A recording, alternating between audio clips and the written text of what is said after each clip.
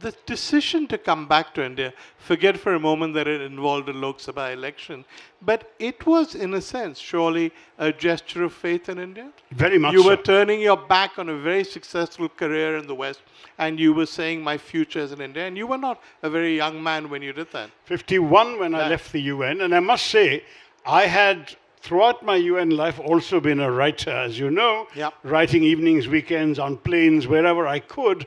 Once I even wrote a page of the great Indian novel with a paper resting against the steering wheel of my car while sitting in a parking lot where I couldn't get parking while my wife was doing the grocery shopping. So I've known what it's like to, but all my writing was about India.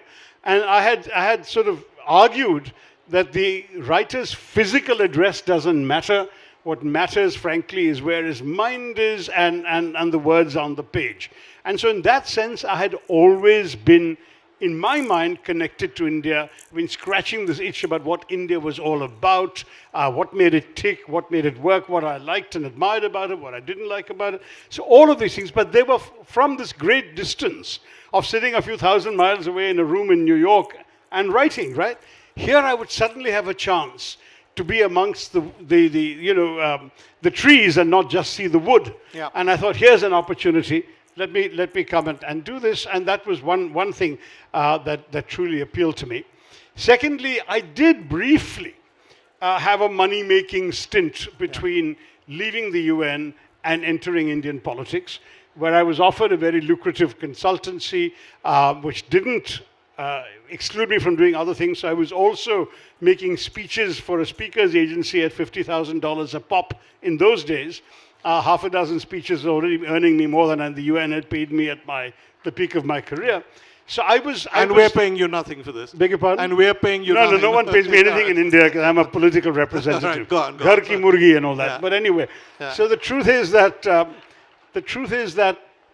I was getting an awful lot of money in the bank and realizing that it meant nothing to me. I had never grown up being motivated by the financial bottom line. Right from childhood, I had sort of asked myself the question, why are we on this planet? You know, you're born, you're bound to die, so why hang around? What's the point? And the answer I found for myself is the point is, while we're here, try and make a difference. And all my life, I tried to make a difference, whether it was in my school, in my college. I was active, I was doing things. At college, I founded the first ever quiz club of any college in India.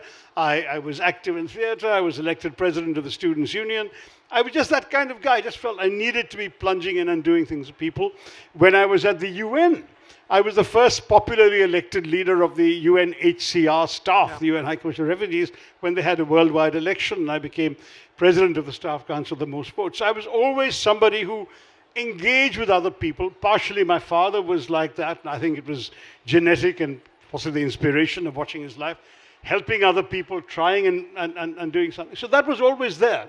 And suddenly being this guy sitting in an office on Park Avenue, raking in the moolah, but not really feeling I was making the slightest difference to anybody's life but my own, that was no longer good enough.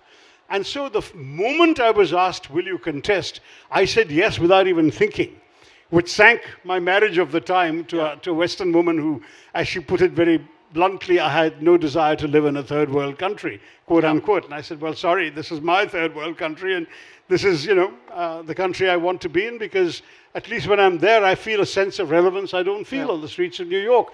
I feel that if there are problems, they're my problems. I care, I matter, that sort of stuff. Years ago, when I published the great Indian novel, I had given an interview where I rather grandiosely, perhaps I didn't mean it to sound grandiose, I had said, India matters to me, and I'd like to matter to India. And here I was actually being given a chance to matter to India. So I said, I better put my money where my mouth is. And I gave up the money, and I gave up the good things and came. And I must say that it really, really is a choice that, even though there have been many moments in the last 16 years when I might have had reason to regret the choice, at bottom, I've never regretted. I've said, I've made my decision, I'm going to stick to it, and here I am now, 16 years later.